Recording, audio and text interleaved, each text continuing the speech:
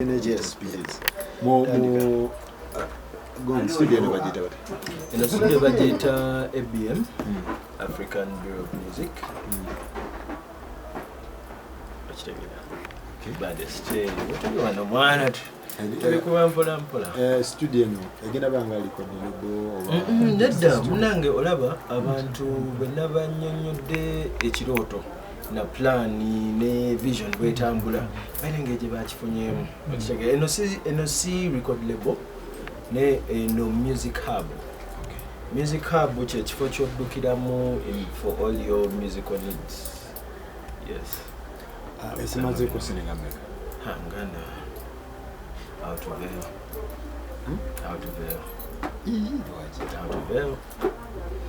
Outuveo naye ekirungi bw'otuukawo naawe osiima noga this is a nice place nandyagadde kukolerako wano kyekiruubirirwa kyaffe kyonna bakitambulira. Omuyimbi yenna otagetinga bayimbi kyoba no ntagetinga bayimbi bonna lwakuba munange nze okuva gye nvudde nkola nnyo n'abayimbi abato kubanga they need direction. Betaaga guidance, direction, betaaga okuyiga ebintu bingi kati bensinga okukolagana nabo yaddera n'abakulu nabo nkola nabo batya ne target ya buli muyimbi kobaani koba ekijangu jangu tukole abayimbi abasinga target gundi yabo studio baziteeka makindi eno balaba nti muyenga kirasi nene Bochira wote upcoming ate songa tufu upcoming wote nata munango laba no munango laba omuntu atye enkulakulana taba muntu mulungi fena twagala kuba bulungi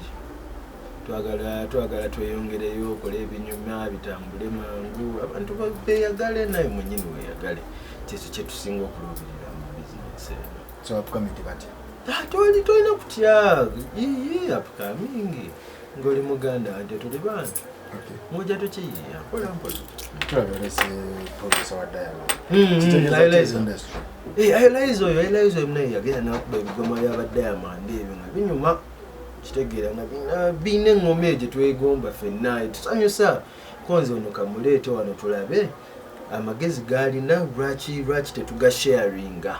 eno ne tumanya ebintu bye babikoba batya birungi bisobola tukolera bwe bitukolera nga naffe tubifusinga batubyongeramu ekyaffe nga tukola ate ekyamaanyi. So far how many projects zo wakafulumya oba eno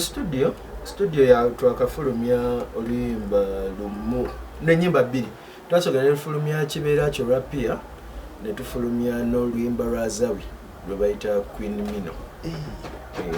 Gende mpola z'ennyimba bbiri Queen Mino gwe yamukola twamukolera sound yali different wakitegedde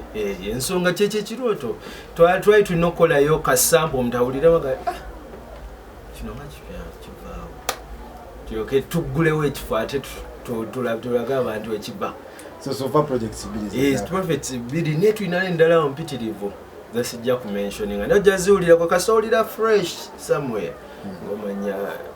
lubazi kitegeza kyeri obulamu bwo essaawa zino nga wave wa Kenzo nenotandika amakaago abamu ne bagamba nti Kenzo yagoba kitegeza kyeri obulamu bwo munange Kenzo tumulabyeko wano munange olaba mpitidde mu mikono mingi nze natandikira wa Babije gye nava nengenda wa Frank kujja live soka okaddemu ako nze natandikira wa Babije ngaakola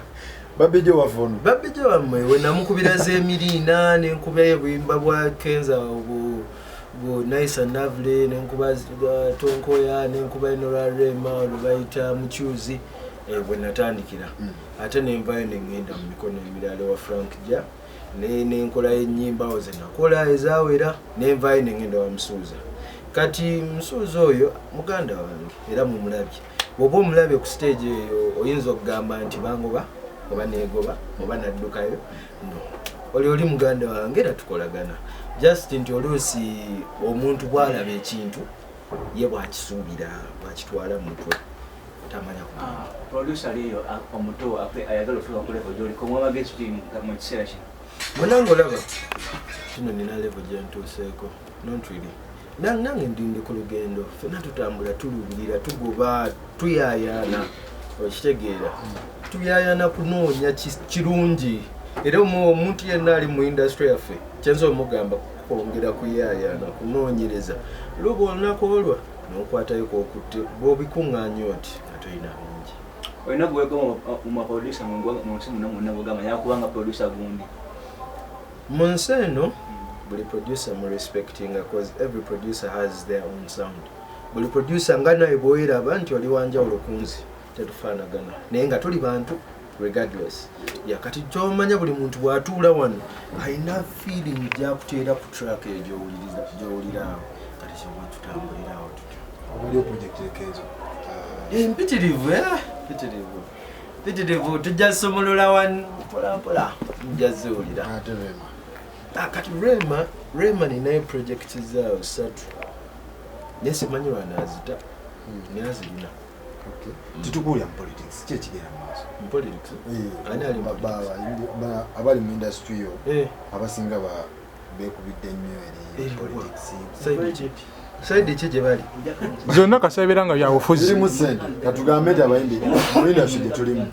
abasinga bali banoonya ssente oba kuproducinga anthem za NRM oba producinga by the way when we look at business kati kankubuuze olunaku lwaleero nga tugambe yani Trump nga yakubidde essimu nagamba njagala ojje oyimbe ku unveiling yange wano ogaana oba oyingidde ebyobufuzi oba okola mulimu gwo oba oyimba gwe omulimu gwe okukola ki kuyimba sanyusa abantu oveewo kati bw'otandika okukkaatiriza ensonga zo nti ate dde eno ddeeri awe wali ensongayo eri gwe nga ggwe ku bayimbi b'ebweru muyimbi ki gwe weegomba n'ogamba oyo njagala atuukeko mu studio yange bonna abayimbi mbeegomba kyannomanya okulaba nti Kanye West bwe yajja e Kampala yagenda mu miti n'ayimbira eyo ng'ate wano ninawo emiti emirungi nawo studio ennungi konze kangitereereze ddala ngikole katoyanziza